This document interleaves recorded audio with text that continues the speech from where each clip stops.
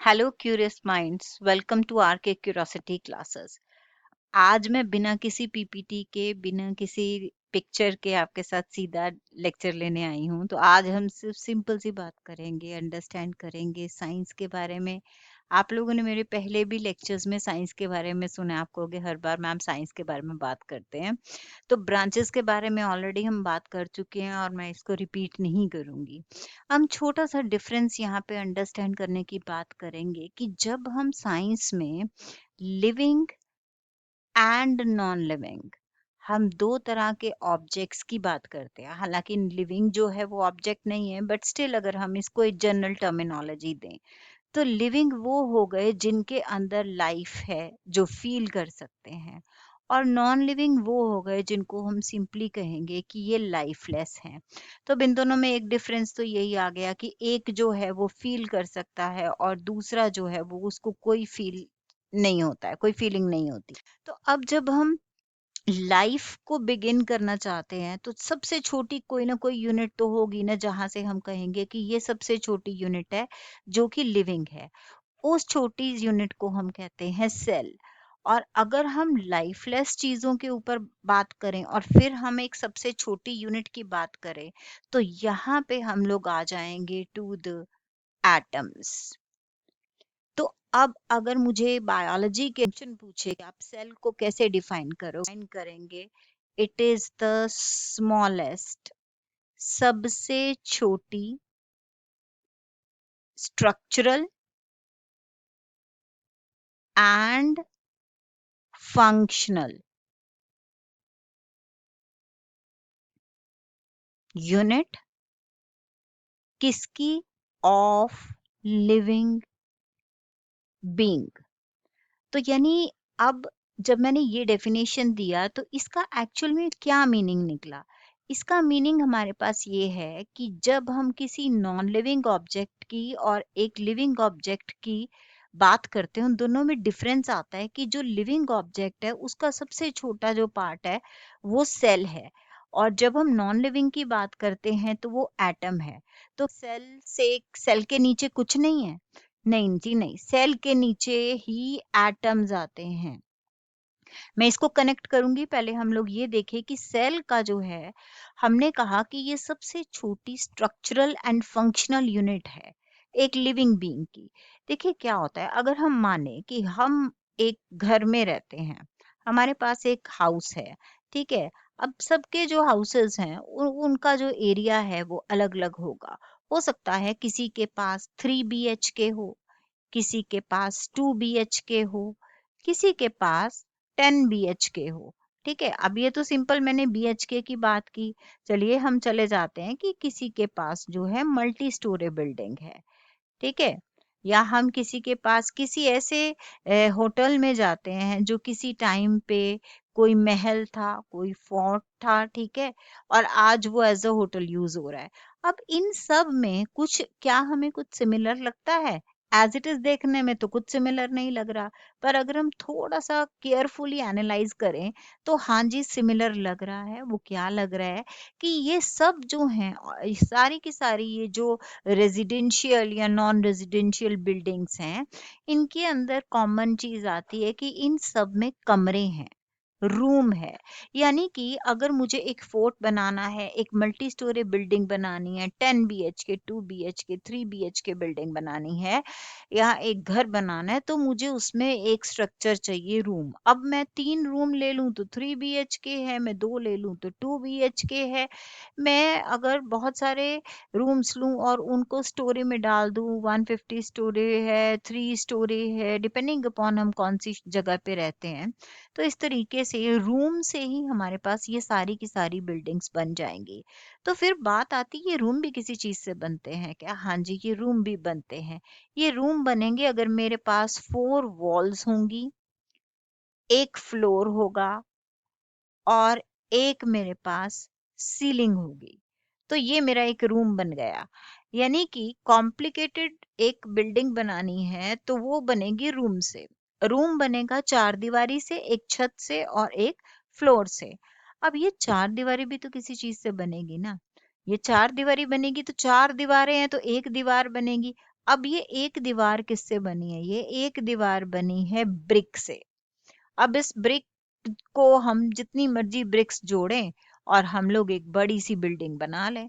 ठीक है, तो अल्टीमेटली यहाँ पे हमारा कंक्लूजन ये निकला, हम इसको इस तरीके से अगर लिखें कि सबसे छोटा जो एक हमें ऑब्जेक्ट चाहिए वो चाहिए ब्रिक। इस ब्रिक को हम जोड़ेंगे तो हमें मिल जाएगी एक वॉल। इस तरीके से हम 4 वॉल्स को जोड़ेंगे तो हमें मिल जाएगा एक रूम। और इस तरीके से अगर हम बहुत सारे रूम्स को जोड़ेंगे तो हम लोगों को एक घर मिल जाएगा। वो साइज डिपेंड करेगा कि हम कितने रूम्स लेते हैं।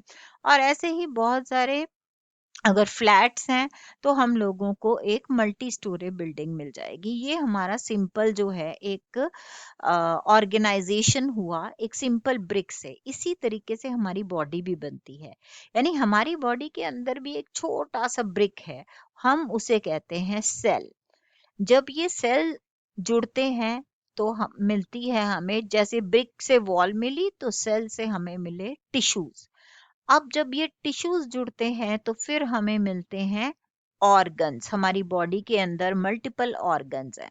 जब ये ऑर्गन्स मिलके एक एक ग्रुप बनाते हैं तो उसको हम कहते हैं ऑर्गन सिस्टम।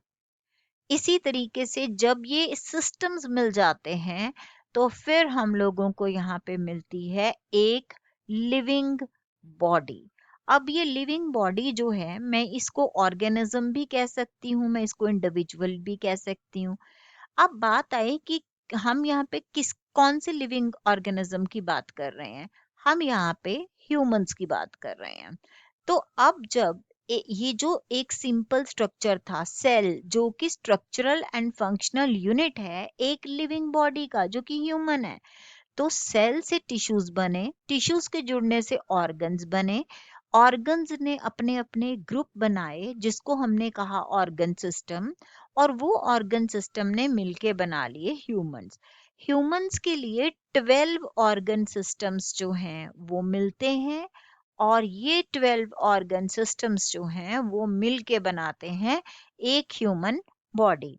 तो यानी अगर हम अपनी बिगनिंग देखे हुई तो सेल से ही है, तो क्या हमारी बॉडी के सारे सेल्स जो हैं वो सेम होते हैं? बिल्कुल, दे आर कार्बन कॉपी? बिल्कुल नहीं। ये जो हमारे सेल्स हैं वो अपने फंक्शन के हिसाब से उनका स्ट्रक्चर डिफर करता है, और उनका जो है आप फंक्शन कह सकते हो वो डिफर करता है डिपेंडिंग अपॉन वो कौन से वाले ऑर्गन सिस्टम का पार्ट है। तो पहले अगर मैं सिंपल ऑर्गन सिस्टम्स की बात कर लूं तो हम 12 ऑर्गन सिस्टम्स में हम नाम अगर ले लें तो हमारे पास आ गया डाइजेस्टिव सिस्टम, जो कि हमारा खाना पचाने में हेल्प करता है और सॉलिड वेस्ट बॉडी से बाहर जाता है। अब हमारे पास हड्डियों का एक ढांचा है जो कि हमारे पूरी बॉडी को एक स्ट्रक्चर देता है, जिसे हम कहते हैं स्केलेटल सिस्टम। और ये अकेला ये पार्टिसिपेट नहीं करता, इसके साथ मसल्स मिल के काम करते हैं, तो हमारे पास आ गया मस्कुलर सिस्टम। उसके बाद अब क्योंकि हमारी बॉडी के अंदर ब्लड की जरूरत है, वो ब्लड पूरी बॉडी के अंदर ट्रेवल करना चाहिए, उसको पंप करना पड़ेगा, तो हमारे पास आ गया सर्कुलेटरी सिस्टम। अब दूसरी तरफ बॉडी के अंदर यूरिन बन रहा है जो कि एक वेस्ट मटेरियल है, वो बॉडी से बाहर जाना चाहिए, तो आ गया यूरिनरी सिस्टम।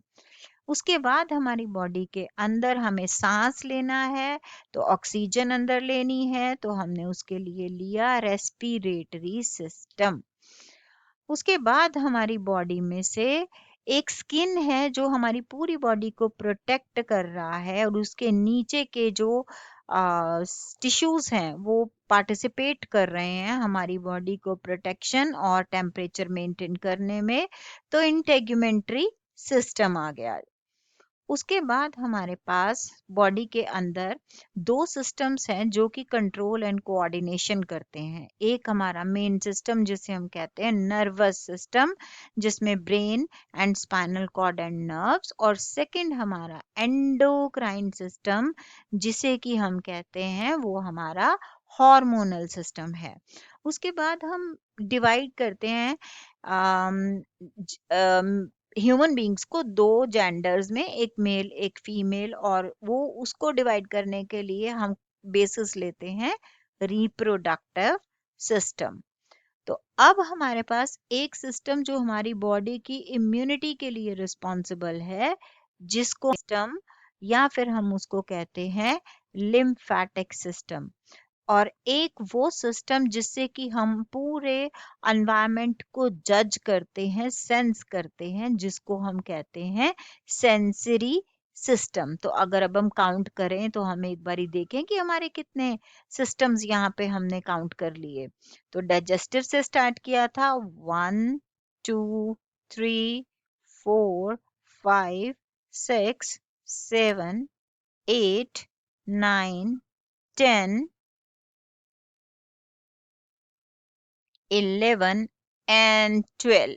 तो लीजिए ये हमारे 12 सिस्टम्स हो गए, और इन सब के मिलने से सारे सिस्टम मिल जाएंगे तो हमें मिल जाएगी एक ह्यूमन बॉडी।